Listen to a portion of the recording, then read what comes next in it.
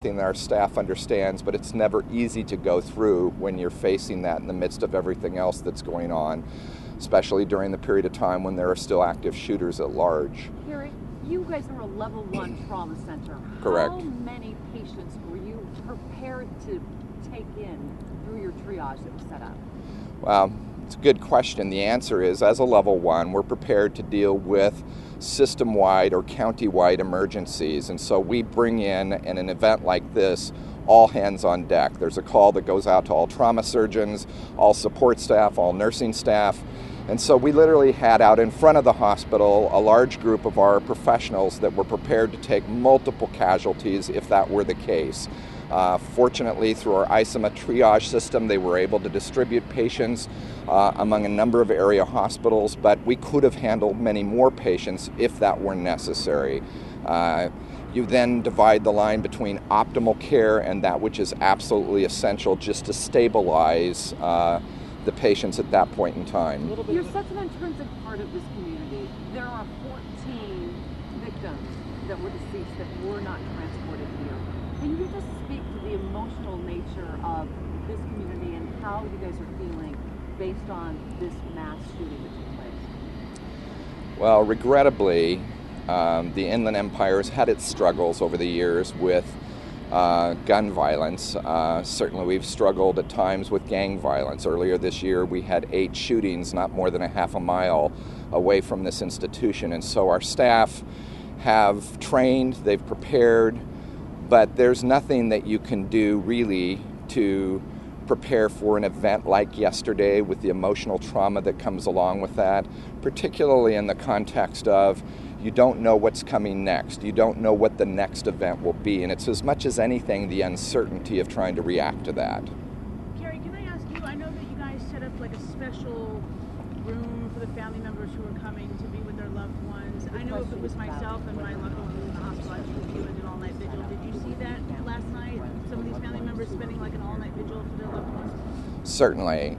We try to be very sensitive to the families and set up a special place for them to get updates and information. They can't initially visit their loved ones at times because in some cases their loved ones will be in surgery. But there's an opportunity for our clinicians to then meet with them, to give them updates, to try to provide comfort and compassion during a very difficult time. And we have done that before, and again, it's something that regrettably we have had to deal with on a number of different occasions through the years when there have been significant shooting events in this region. Now, I understand you can't give specific details about the nature of the injuries and the nature of their condition, but realistically speaking, what are we looking at as far as recovery? Are we optimistic about recovery for them at this point? Well, honestly, the story for each of those patients is their story to tell, and we're very guarded about giving details other than to say the technical classification which we have given between critical, stable, and fair. And beyond that, I will leave it for the patients themselves to tell their own stories. Some of them already have communicated on Facebook, but that's their story to tell, their time, their place, their way of communicating. We simply are focused on clinical care and preserving, in every sense of the word, their privacy. Harry, multiple sources in law enforcement have confirmed that the officer that was involved in the shooting with the SUV was transported here. In fact, we had cameras here at the time. Can you elaborate on that or reconfirm what we already know? I will leave it to law enforcement to describe when and if and how their officers have been treated and where they have been treated. Again, for obvious reasons, we're being very careful about preserving and protecting the privacy of our patients. You probably observed yesterday we put up sheets. Why did we do that? Well, because you have very, very sophisticated cameras, and we try to be very careful about protecting facial identity. And the reason for that is for loved ones and spouses and others to see on the news their loved one when they weren't even yet aware that their loved one was in the hospital is a very traumatic event. And so we're being sensitive to that, and that's why. Can you shed a little light on the range of injuries that you're seeing? I'm not sure how that would compromise privacy or identity. Well, you have the best characterization is multiple gunshot wounds. All of the patients are gunshot wound victims, and we have trauma surgeons that, as I said, regrettably have had a lot of exposure and experience to gunshot victims. And so all of them suffered one version or another of gunshot wounds. I will, of course, be very careful not to describe the details of those injuries, just again, because it's the patient's story to tell. Will your family be available to speak? I know that's something we were trying to advocate. We will inform the family, and we have, that the press would like to speak to them. It's their decision, and we will protect them and their confidentiality and privacy as long as they choose that. When they choose to speak to the press, we of course will let them know the press would like to speak to them, but it's not our decision.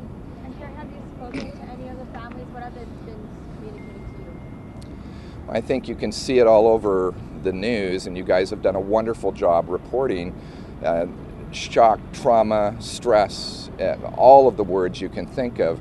I can't think of anything worse than having a loved one in a room trapped with active shooters and there's no way out. And all of the family members, of course, are struggling in their own way, in their own method of dealing with the very difficult circumstances they face.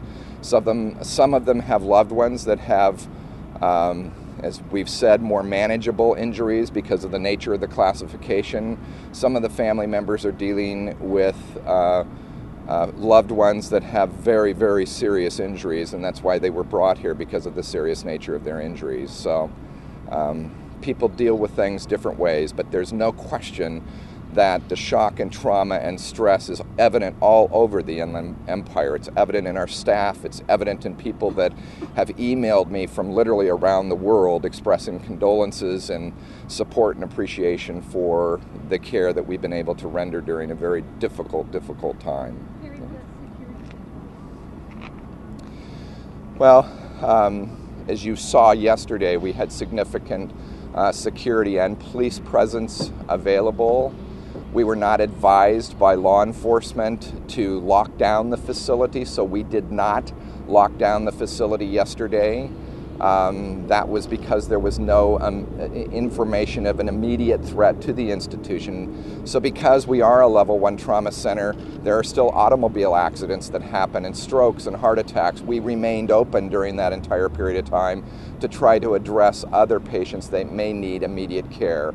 Now, we diverted non-essential away in accordance with ISMA guidelines. That's our Inland County Regional a system for managing events like this, but we still maintain our ability to treat other types of patients, and that's why we did not go on lockdown. The patients who are in fair condition, do you project them being released anytime soon? What's next? Well, actually, even though I carry the title of Chief Executive Officer of the institution, they actually don't let me practice medicine, so I can't answer the question of when they may be released. That will be a decision of the medical professionals as to when and how they will release the patients. Might we be given any updates when that time comes, like prior to them being released? Would be glad to do that, and certainly will pass along to family members the desire of the press to speak with them. And again, it's their decision if they wish to speak. So, any other questions I can answer? I'm sorry. We have 2 in critical, 3 in fair. Any other questions I can answer for you? I also want to take a moment to say a special word of thanks to law enforcement. They were here yesterday, very engaged with us, conferring with us as to the status of the situation. As you all know, it was very fluid yesterday, and we are incredibly grateful to the work of the San Bernardino Police Department as well as the support agencies that provided additional support to them. They have been a remarkable organization to work with. I watched the police chief for San Bernardino last night on the news, and just 3 days ago he and I were in a No Shave November event that the police department put on for the benefit of our cancer center, and remarkable, wonderful people to work with, and I'm deeply grateful for the service they give to this community. Thank you very much. Thank you, sir. Do you have a Spanish speaker?